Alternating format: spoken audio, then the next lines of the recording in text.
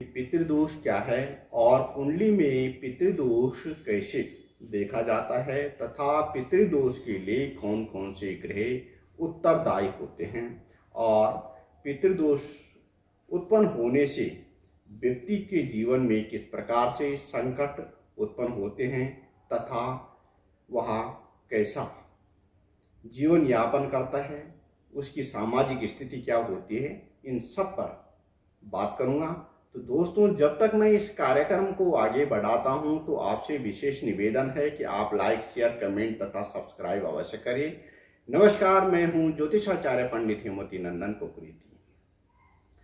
पितृदोष, यदि किसी भी जन्म में हमने माता पिता के हृदय को दुखी किया हो तो वह माता पिता का जो श्राप होता है वह इस जन्म कुंडली में दृष्टिगोचर होता है, जिसके कारण हमारा जीवन नरकमय बन जाता है, कष्टों से भरा होता है तथा विविध प्रकार के रोग, संकट और अपयश हमें भुगतने पड़ते हैं।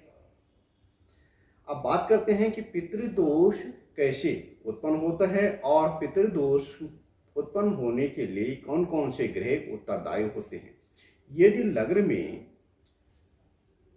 सूर्य, राहु, चंद्र, राहु, सूर्य, शनि स्थित हो तथा लग्न 6, 7, 8वें एवं 12वें भाव में राहु के साथ स्थित हो तो पितृदोष उत्पन्न होता है।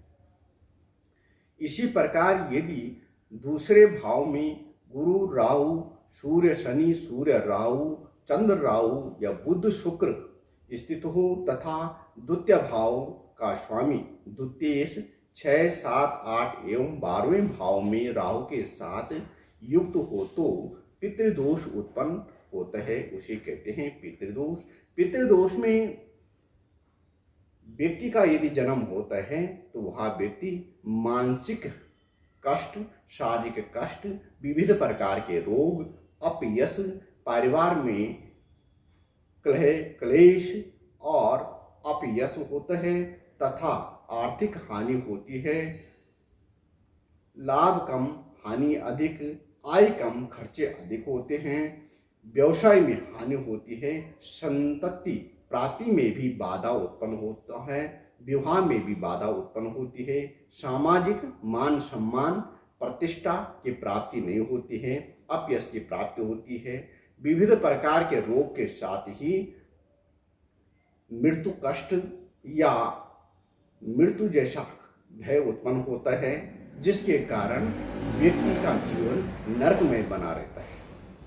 इसी प्रकार यदि किसी भी भाव में क्रूर ग्रह शनि, मंगल, राहु के साथ उस भाव का स्वामी स्थित हो तो उस भाव से संबंधित शुभ योगों की कमी होती है, उसे शुभ योग की प्राप्ति नहीं होती है, कर्मों की प्राप्ति नहीं होती है, जिससे शुभ फल की प्राप्ति नहीं होती और व्यक्ति दुखी होते हैं। इसका निवारण यह है कि सरल उपाय, प्रत्येक मास की कृष्ण पक्ष की चतुर्दशी को, जिसे हम पितृ अमावस्या भी कहते हैं, उस दिन गंगा स्नान करके पुण्य दान आदि करिए, हवन करें, अनुष्ठान करें, पूजा करें तो निश्चित रूप से कहीं ना कहीं पितृदोष में कमी आएगी और आपके कार्य बनते नजर आएंगे, संतान की प्राप्ति होगी।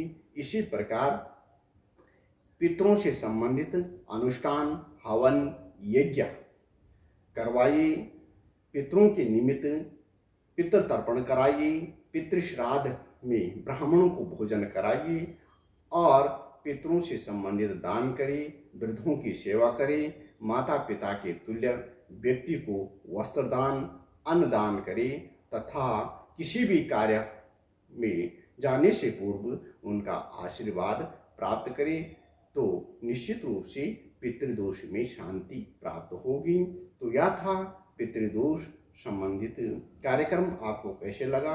आप लाइक, शेयर, कमेंट तथा सब्सक्राइब कर सकते हैं। फिर मिलेंगे अगले कार्यक्रम में, तब तक के लिए आप सभी को नमस्कार, जय हिंद।